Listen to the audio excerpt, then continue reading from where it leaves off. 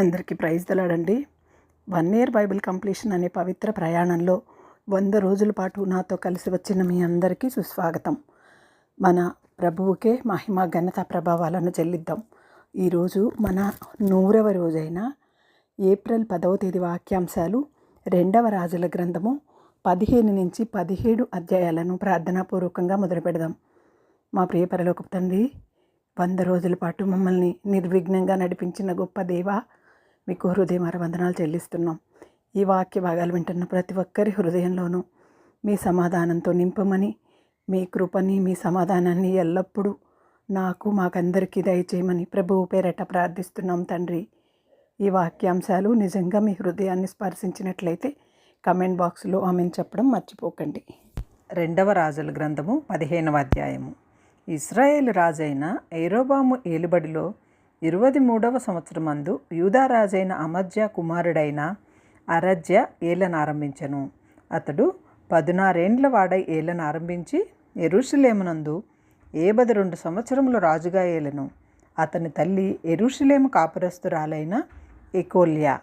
ఇతడు తన తండ్రి అయిన అమజ్యా చర్య అంతటి ప్రకారము యెహోవా దృష్టికి నీతి గలవాడై ప్రవర్తించెను. ఉన్నత స్థలములను మాత్రము కొట్టివేయలేదు. ఉన్నత స్థలములందు జనులు ఇంకను బలులు అర్పించుచు ధూపము వేయుచూ ఉండిరి. యెహోవా తన రాజును మొత్తినందున అతడు మరణమగు వరకు కుష్ఠురోగి అయి ప్రత్యేకముగా ఒక నగరులో నివసించను కనుక రాజకుమారుడైన యోతాము నగరు మీద అధికారి అయి దేశపు జనులకు న్యాయము తీర్చువాడుగా ఉండెను. అజర్యా చేసిన ఇతర కార్యములను గూర్చియు అతడు చేసిన దానినంతటిని గూర్చియు యూదారాజుల వృత్తాంతముల గ్రంథమందు వ్రాయబడి ఉన్నది. అజర్యా తన పితరులతో కూడా నిద్రించి దావీదుపురములో తన పితరుల సమాధి యందు పాతిపెట్టబడగా అతని కుమారుడైన యోతాము అతనికి మారుగా రాజాయెను. యూదారాజైన అజర్యా ఏలుబడిలో 38వ సంవత్సరమందు యరొబాము కుమారుడైన జెకర్యా షమ్రోనులో ఇశ్రాయేలు వారిని 6 నెలలు ఏలెను. ఇతడు ఇశ్రాయేలు వారు పాపము చేయుటకు కారకుడగు నెబాతు కుమారుడైన యరొబాము చేసిన పాపములను విడువక అనుసరించుచు తన పితరులు చేసినట్లుగా తానును యెహోవా దృష్టికి చెడుతనము జరిగించెను.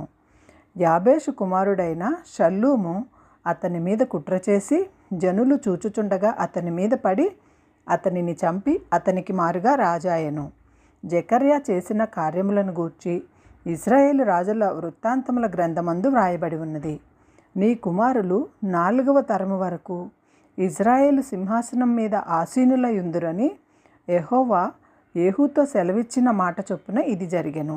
యూదారాజైన ఉజ్జియా ఏలుబడిలో 39వ సంవత్సరమందు యాబేషు కుమారుడైన షల్లూము ఏలనారంభించి షమ్రోనులో 1 నెల దినములు ఏలెను. గాదీ కుమారుడైన మెనహేము తీర్సాలో నుండి బయలుదేరి షోమ్రోనునకు వచ్చి షోమ్రోనులో నుండు యాబేషు కుమారుడైన షల్లూము మీద పడి అతని చంపి అతనికి మారుగా రాజాయెను. షల్లూము చేసిన ఇతర కార్యములను గూర్చియు అతడు చేసిన కుట్రను గూర్చియు ఇశ్రాయేలు రాజుల వృత్తాంతముల గ్రంథమందు వ్రాయబడి ఉన్నది. మెనహేము రాగా తిప్పాహు పట్టణపు వారు తమ గుమ్మములు తీయలేదు కనుక అతడు వారినందరినీ హతము చేసి తీర్సాను దాని చేరువ గ్రామములన్నింటినీ కొల్లగొట్టి అచ్చట గర్భిణులందరినీ గర్భములను చింపెను. యూదారాజైన అజర్యా ఏలుబడిలో 39వ సంవత్సరమందు గాదీ కుమారుడైన మెనహేము ఇశ్రాయేలు వారిని ఏలనారంభించి షమ్రోనులో 10 సంవత్సరములు ఏలెను. ఇతడును తన దినములన్నీయు ఇశ్రాయేలు వారు పాపము చేయుటకు కారకుడగు నెబాతు కుమారుడైన యరొబాము చేసిన పాపములను విడువక అనుసరించుచు యెహోవా దృష్టికి చెడుతనము జరిగించెను.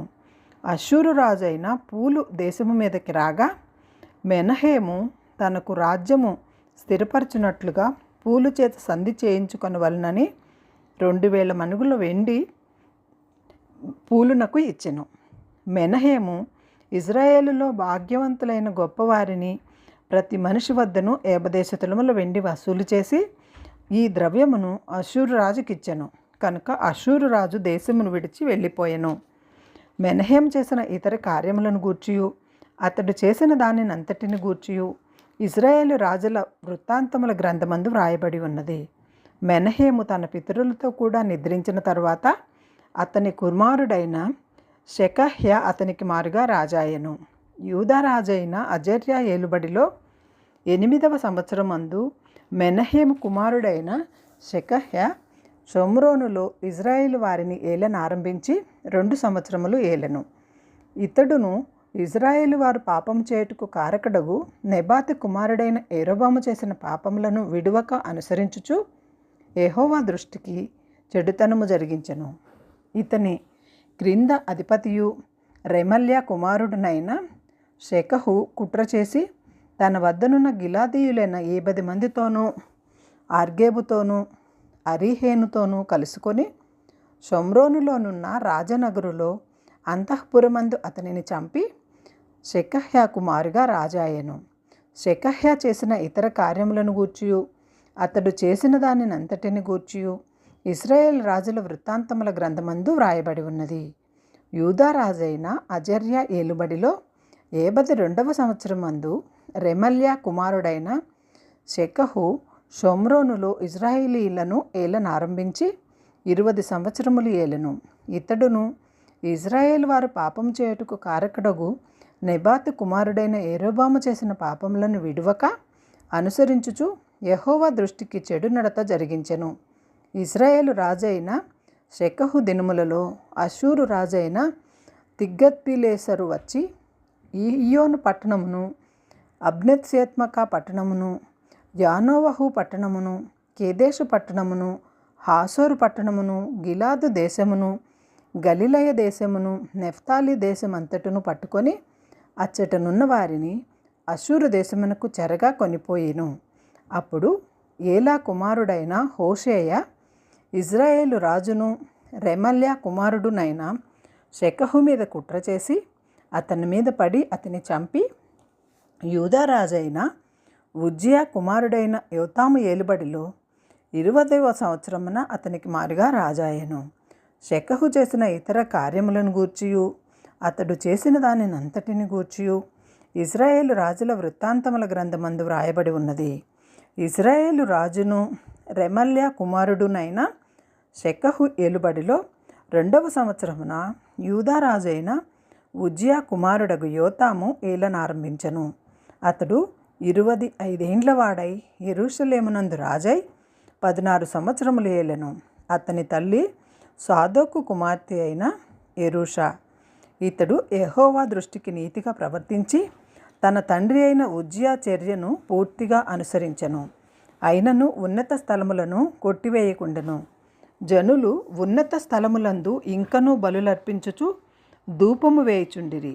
ఇతడు యెహోవా మందిరమునున్న ఎత్తైన ద్వారమును కట్టించెను.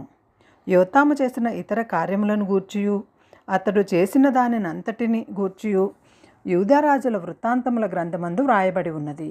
ఆ దినములలో యెహోవా సిరియా రాజైన రెజీనును రెమల్యా కుమారుడైన షెకనును యూదా దేశముల మీదకి పంపనారంభించెను.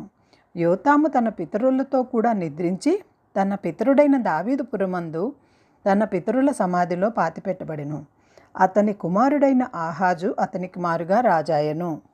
2వ రాజుల గ్రంథము 16వ అధ్యాయము. రెమల్యా కుమారుడైన పెకహు ఏలుబడిలో 17వ సంవత్సరమందు యూదా రాజైన యోతాము కుమారుడగు ఆహాజు ఏలనారంభించెను. ఆహాజు ఏలనారంభించినప్పుడు 20 ఏండ్ల వాడై యెరూషలేమునందు 16 సంవత్సరములు ఏలెను. తన పితరుడగు దావీదు తన దేవుడైన యెహోవా దృష్టికి నీతిగా ప్రవర్తించినట్లు ఇతడు ప్రవర్తింపక ఇజ్రాయేలు రాజులు ప్రవర్తించినట్లు ప్రవర్తించెను. ఇతడు ఇజ్రాయేలు ముందర నిలవకుండా యెహోవా వెళ్ళగొట్టిన జనులు చేసిన హేయమైన క్రియలు చేయుచు తన కుమారుని అగ్నిగుండమును దాటించెను.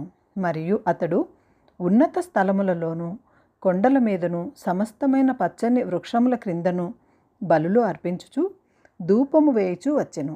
సిరియా రాజైన రెజీనును ఇజ్రాయేలు రాజైన రెమల్యా కుమారుడగు పెకహును యెరూషలేము మీదికి యుద్ధమునకు వచ్చి అక్కడనున్న ఆహాజును పట్టణమును ముట్టడి వేసిరి, కానీ అతనిని జయింపలేకపోయిరి. ఆ కాలమందు సిరియా రాజైన రెజీను ఏలతును మరలా పట్టుకొని సిరియనుల వశము చేసి ఏలతులో నుండి యూదావారిని వెళ్ళగొట్టగా సిరియనులు ఏలతు పట్టణమునకు వచ్చి కాపురముండిరి. నేటి వరకును వారచ్చడనే ఉన్నారు.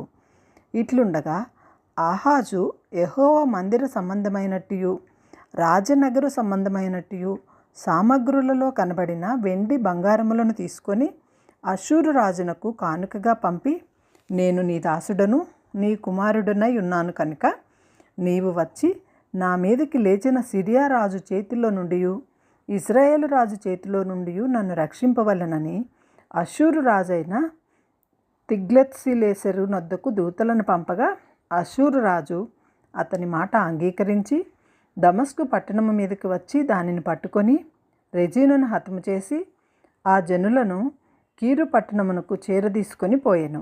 రాజైన ఆహాజు అష్షూరు రాజైన తిగ్లత్పిలేసెరునకు కలుసుకొనుటకై దమస్కు పట్టణమునకు వచ్చి దమస్కు పట్టణమునందు ఒక బలిపీఠమును చూచి దాని పోలికను మచ్చును దాని పని విధానమంతయు యాజకుడైన ఊరియాకు పంపెను. కాబట్టి యాజకుడైన ఊరియా రాజైన ఆహాజు దమస్కు పట్టణము నుండి పంపిన మచ్చునకు సమమైన ఒక బలిపీఠమును కట్టించి రాజైన ఆహాజు దమస్కు నుండి తిరిగి రాకమునిపే సిద్ధపరచెను. అంతటా రాజు దమస్కు నుండి వచ్చి బలిపీఠమును చూచి ఆ బలిపీఠమును వద్దకు వచ్చి దాని ఎక్కి దహన బలి నైవేద్యమును అర్పించి పానార్పణమును చేసి తాను అర్పించిన సమాధాన బలి పశువుల రక్తమును దాని మీద ప్రోక్షించెను. మరియు యెహోవా సన్నిధినున్న ఇత్తడి బలిపీఠ మందిరమును ముంగిట స్థలము నుండి అనగా దాని కట్టించిన బలిపీఠమునకు యెహోవా మందిరమునకును మధ్య నుండి తీయించి తాను కట్టించిన దాని ఉత్తమ పార్శ్వమందు దానిని ఉంచెను. అప్పుడు రాజైన ఆహాజు యాజకుడైన ఊరియాకు ఆజ్ఞాపించినదేమనగా, ఈ పెద్ద బలిపీఠము మీద ఉదయము అర్పించు దహన బలులను సాయంత్రము అర్పించు నైవేద్యములను రాజు చేయు దహన బలి నైవేద్యములను దేశపు జనులందరూ అర్పించు దహన బలి నైవేద్యములను పానార్పణములను దహించి ఏ దహన బలి జరిగినను ఏ బలి జరిగినను వాటి పశువుల రక్తమును దాని మీదనే ప్రోక్షింపవలెను. అయితే ఈ ఇత్తడి బలిపీఠము దేవుని వద్ద నేను విచారణ చేయుటకుంచవలెను. కాగా యాజకుడైన ఊరియా రాజైన ఆహాజు ఆజ్ఞ ఇచ్చిన అంతయు చేసెను. మరియు రాజైన ఆహాజు స్తంభముల అంచులను తీసివేసి వాటి మీదనున్న తొట్టిని తొలగించెను. ఇత్తడి ఎడ్ల మీదనున్న సముద్రమును దింపి రాతి కట్టు మీద దాని నుంచెను. మరియు అతడు అష్షూరు రాజును బట్టి విశ్రాంతి దినపు ఆచరణ కొరకై మందిరంలో కట్టబడిన మండపమును రాజు ఆవరణము గుండా పోవు ద్వారమును యెహోవా మందిరము నుండి తీసివేసెను. ఆహాజు చేసిన ఇతర కార్యములను గూర్చియు యూదారాజుల వృత్తాంతముల గ్రంథమందు వ్రాయబడి ఉన్నది. ఆహాజు తన పితరులతో కూడా నిద్రించి దావీదుపురమందు తన పితరుల సమాధిలో పాతిపెట్టబడెను. అతని కుమారుడైన హిజ్కియా అతనికి మారుగా రాజాయను. 2వ రాజుల గ్రంథము 17వ అధ్యాయము. యూదారాజైన ఆహాజ్ ఏలుబడిలో 12వ సంవత్సరమందు ఏలా కుమారుడైన హోషేయ షమ్రోనులో ఇజ్రాయేలును ఏలన ఆరంభించి 9 సంవత్సరములు ఏలెను. అతడు తన పూర్వీకులైన ఇజ్రాయేలు రాజులు చెడుతనము చేసినంత మట్టుకు చేయకపోయినను యెహోవా దృష్టికి చెడుతనమే జరిగించెను. అతని మీదకి అష్షూరు రాజైన షల్మానెసెరు యుద్ధమునకు రాగా హోషేయ అతనికి దాసుడై పన్ను ఇచ్చివాడాయను. అతడు ఐగుప్తు రాజైన సోనొద్దుల దూతలను పంపి పూర్వము తాను ఏటేటా ఇచ్చుచూ వచ్చినట్లు అష్షూరు రాజునకు పన్ను ఇయ్యకపోగా హోషేయ చేసిన కుట్ర అష్షూరు రాజు తెలుసుకుని అతనికి సంకెళ్ళు వేయించి బందీ గృహములో ఉంచెను. అష్షూరు రాజు దేశమంతటి మీదకిని షమ్రోను మీదకిని వచ్చి 3 సంవత్సరములు షమ్రోనును ముట్టడిచెను. హోషేయ ఏలుబడిలో 9వ సంవత్సరమందు అష్షూరు రాజు షమ్రోను పట్టణమును పట్టుకొని ఇజ్రాయేలు వారిని అష్షూరు దేశంలోనికి చెరగొనిపోయి గాజాను నది దగ్గరనున్న హోలాహు హోబోరు అను స్థలములందు మాదీయుల పట్టణములలోనూ వారిని ఉంచెను. ఎందుకనగా ఇశ్రాయేలీయులు ఐగుప్తులో నుండి ఐగుప్తు రాజైన ఫరో యొక్క బలము కింద నుండి తమ్మును విడిపించిన తమ దేవుడైన యెహోవా దృష్టికి పాపము చేసి ఇతర దేవతల యందు భయభక్తులు నిలిపి తమ ఎదుట నిలవకుండా యెహోవా వెళ్ళగొట్టిన జనముల కట్టడలను ఇశ్రాయేలు రాజులు నిర్ణయించిన కట్టడలను అనుసరించుచూ ఉండిరి. మరియు ఇశ్రాయేలు వారు తమ దేవుడైన యెహోవా విషయంలో కపటము కలిగి దుర్బోధలు బోధించుచు అడవి గుడిసెల నివాసులను ప్రాకారము గల పట్టణ నివాసులను తమ స్థలములన్నింటిలో బలిపీఠములను కట్టుకొని ఎత్తైన కొండలన్నిటి మీదనేమి సకలమైన పచ్చని వృక్షముల మీదనేమి అంతటను విగ్రహములను నిలువబెట్టి దేవతా స్తంభములను నిలిపి తమ ఎదుట నిలవకుండా యెహోవా వెళ్ళగొట్టిన జనుల వాడుక చొప్పున ఉన్నత స్థలములలో ధూపము వేయుచు చెడుతనము జరిగించుచు యెహోవాకు కోపము పుట్టించి చేయకూడదని వేటిని గూర్చి యెహోవా తమకు ఆజ్ఞాపించెనో వాటిని చేసి పూజించుచుండిరి. అయినను మీ దుర్మార్గములను విడిచిపెట్టి నేను మీ పితరులకు ఆజ్ఞాపించినట్టు నా సేవకులకు ప్రవక్తల ద్వారా మీకు అప్పగించినట్టు ధర్మశాస్త్రమును బట్టి నా ఆజ్ఞలను కట్టడలను అనుసరించుడని సెలవిచ్చి ప్రవక్తలందరి ద్వారాను దీర్ఘదర్శుల ద్వారాను యెహోవా ఇశ్రాయేలు వారికి యూదా వారికి సాక్ష్యము పలికించినను వారు వినని వారై తమ దేవుడైన యెహోవా దృష్టికి విశ్వాసఘాతకులైన తమ పితరులు ముష్కరులైనట్లు తామును ముష్కరులైరి. వారు ఆయన కట్టడలను తమ పితరులతో ఆయన చేసిన నిబంధనను ఆయన తనకు నిర్ణయించిన ధర్మశాస్త్రమును విసర్జించి వ్యర్థమైన దాన్ని అనుసరించుచు వ్యర్థులై వారి వాడుకల చొప్పున మీరు చేయకూడదని యెహోవా తమకు సెలవిచ్చిన తమ చుట్టూనున్న ఆ జనుల మర్యాదలను అనుసరించి వారి వంటి వారైరి. వారు తమ దేవుడైన యెహోవా ఆజ్ఞలన్నింటినీ అనుసరింపక పోత విగ్రహములైన 2 దూడలను చేసి దేవతా స్తంభములను నిలిపి ఆకాశ సమూహములకు నమస్కరించి బయలుదేవతను పూజించిరి. మరియు తమ కుమారులను కుమార్తెలను అగ్నిగుండమును దాటించి శకునములను చిల్లంగితనమును వాడుక చేసుకొని యెహోవా దృష్టికి చెడుతనము చేయుటకై తమను తాము అమ్ముకొని ఆయనకు కోపం పుట్టించిరి. కాబట్టి యెహోవా ఇశ్రాయేలు వారియందు బహుగా కోపగించి తన సముఖములో నుండి వారిని వెళ్ళగొట్టెను. కనుక యూదా గోత్రము కాక మరి ఏ గోత్రమును శేషించి ఉండలేదు.